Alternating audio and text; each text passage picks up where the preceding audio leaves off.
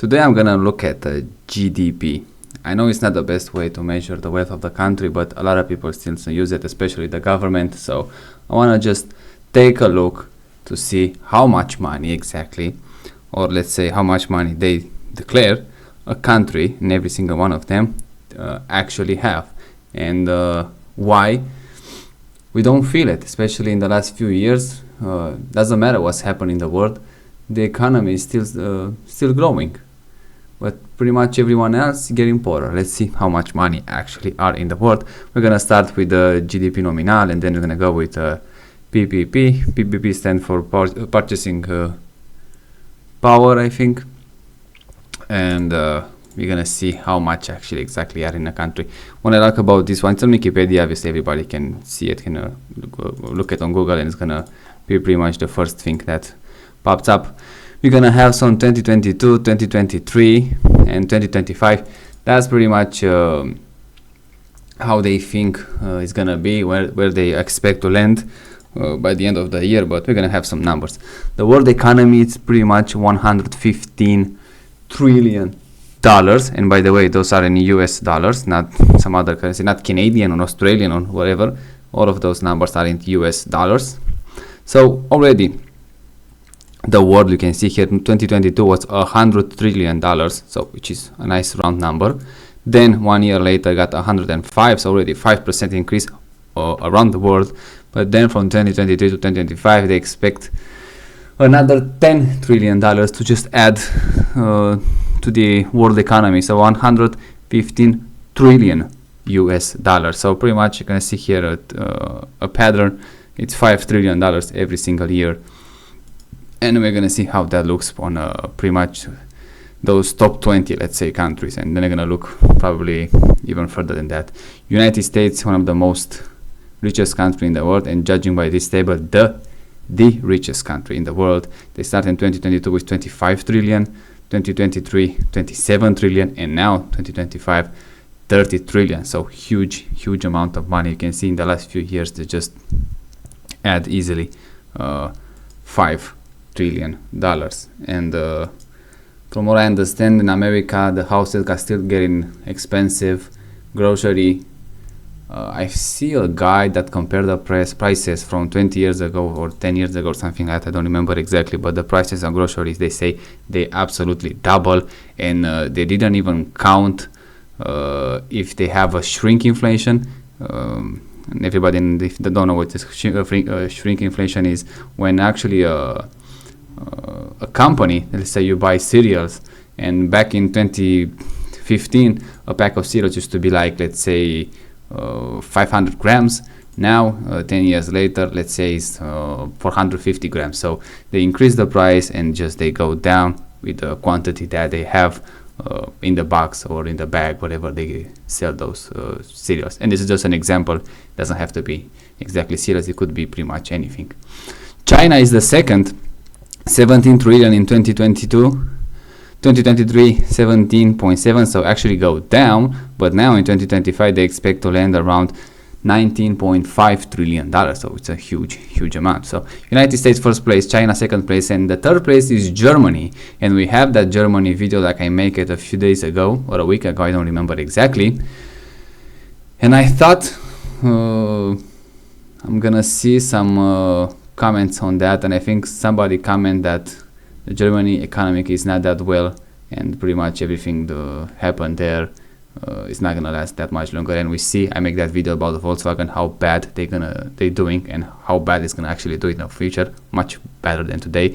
And let's see how much the economy actually is. In 2022, 4 trillion. 2023, 4.4 trillion. And 2025 4.9 trillion. So actually the economy in Germany is doing well, but the people who are working there are doing less and less well with every single year. That's a funny way to look.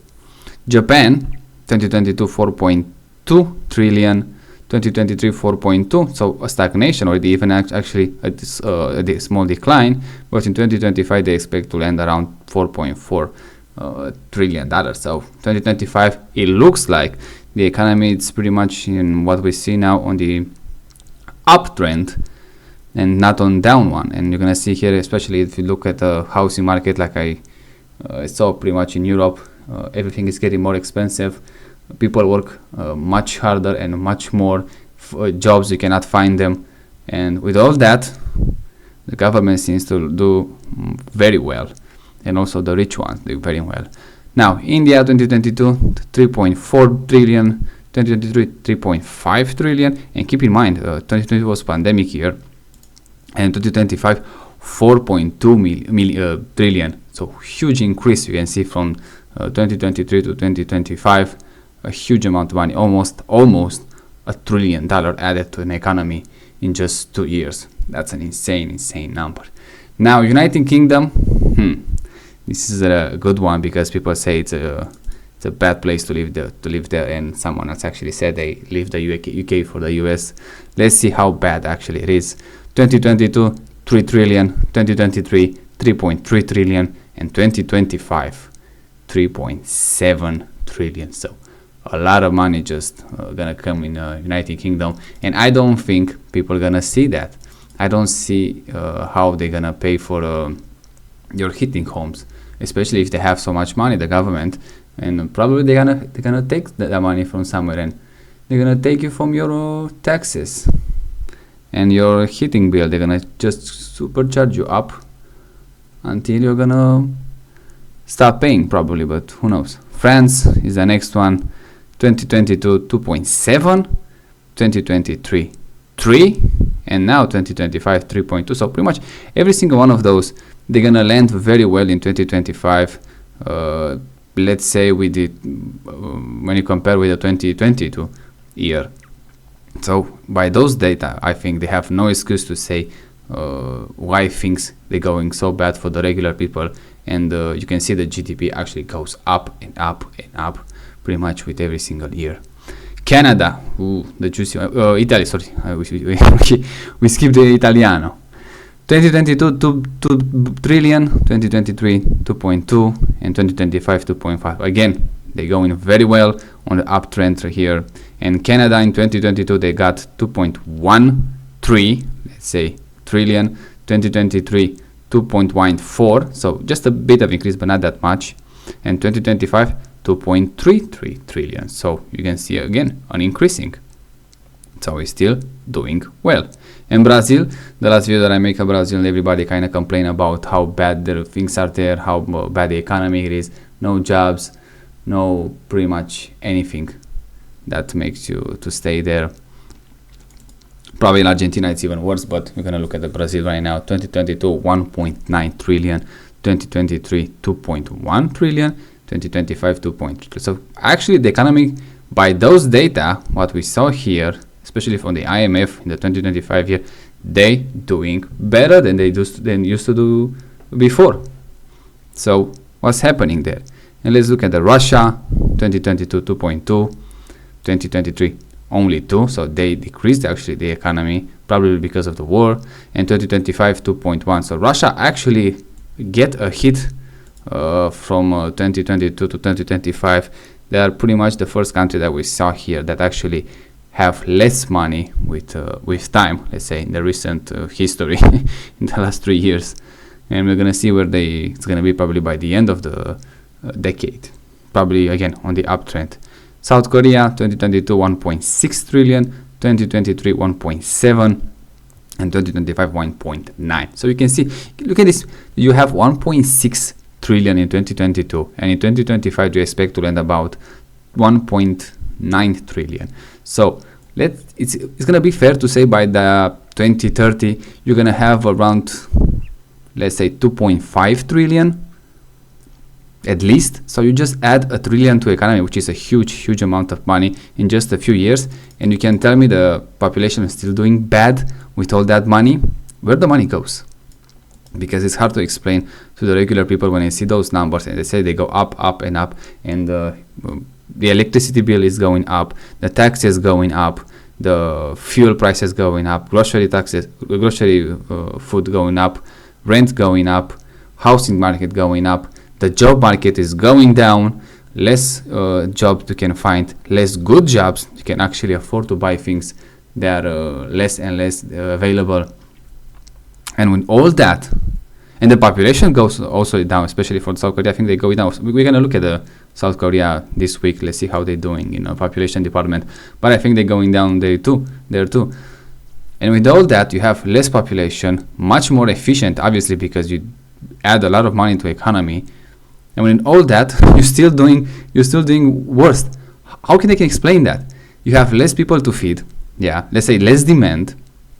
We're gonna go with that, especially for food. Yeah, you have less demand. But you have a much more expensive grocery bill. You have much more expensive energy because whatever the reason that might be.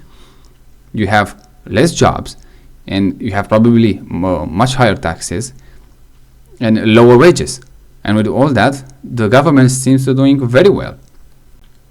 And look at this. I think if you can run all those numbers, you can watch it. It's pretty much all of them. They're gonna tell the same story. There was less money from the government, from the entire economy in the past, especially by 2022.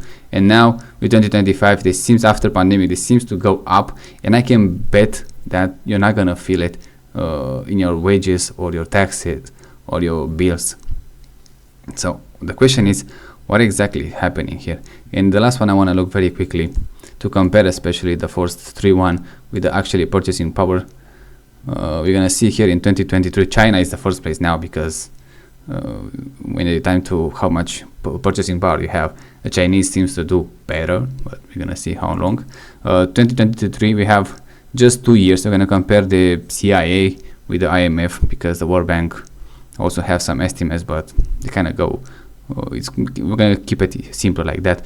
In 2022, the purchasing power of Chinese was $31 trillion.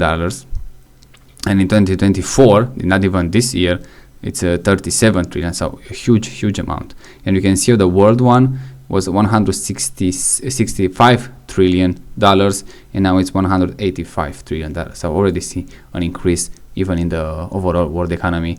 In the United States, 2023 was around 24, let's say, trillion dollars, and now it's $29 trillion. So a huge amount of the money increase in just a year. You can see here. So if you add that money in the year, how much you're gonna add by the end of the decade, and how you're gonna say to the American people that you're doing worse because we have much more money? It doesn't make any sense to me. And India comes on the third place. In 2023, they have 13.1 trillion, and in 2024, 16 trillion. So again, a huge amount of increase. Russia, they got on the nominal GDP, they go down, but on the purchasing power, they start in 2023 with 5.8 trillion, and in 2024 it's 6.9 trillion. So add another trillion. So even they seems to look to doing if you are in Russia, they seems to do better, let's say, than the past. So I think that's the thing. Look at this. Let's say someone random. Let's say Poland, for example. 2023 1.6 trillion and 2024 1.9 almost trillion. So they seem to doing better. Either they have with the money they have, they can buy much more. But I don't think they can feel it that way, because everywhere we go, and every time I make a video and see some comments in the comment section, everybody say it's much worse than it used to be. So I don't know where those numbers came from, but I tend to even they are lying. Those are not the real numbers, or they steal the money. I don't know what's happening there, because if the government has that much money, it should lower the taxes. They should lower the government spending, because there is no way everybody else doing so bad and the government doing so well, because we can see here the economy itself doing so well, and obviously if the economy do well, the government is going to do well too.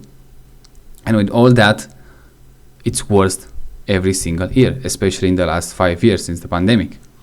So I don't know.